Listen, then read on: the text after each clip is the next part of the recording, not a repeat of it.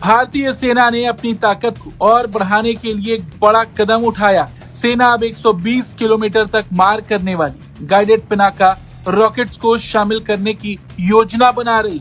इस परियोजना की अनुमानित लागत लगभग 2500 करोड़ रुपए और इसका उद्देश्य ऑपरेशन सिंदूर के बाद लंबी दूरी की आर्टिलरी क्षमता को और मजबूत करना है।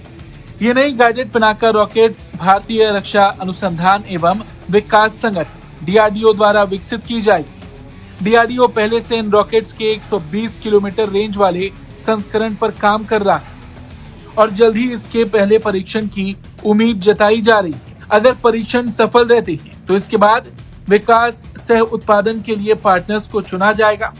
अगर परीक्षण सफल रहते हैं तो इसके बाद को डेवलपमेंट के लिए पार्टनर्स को चुना जाएगा जो इन्हें बड़े पैमाने पर तैयार करेंगे और इस प्रस्ताव को जल्द ही DAC की बैठक में मंजूरी के लिए रखा जाएगा।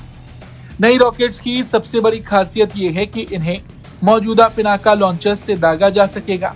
अभी के पिनाका लॉन्चर 40 किलोमीटर और 75 किलोमीटर तक के रॉकेट्स दागने में सक्षम है। इसका मतलब ये कि सेना को नए लॉन्चर खरीदने की जरूरत नहीं पड़ेगी, जिससे खर्च में कमी आएगी और अपग्रेड भी तेजी से संभव होगा। पिनाका एक मल्टी बैरल रॉकेट लॉन्चर है जो 44 सेकंड में 12 रॉकेट्स दाग सकता है। ये सिस्टम तेज प्रतिक्रिया, सटीकता और इलाके पर भारी नुकसान पहुंचाने की क्षमता के लिए जाना जाता है। वहीं आपको बता दें, भारत सरकार ने हाल ही में पिनाका सिस्टम को और मजबूत करने के लिए बड़े अनुबंध पर हस्ताक्षर किए।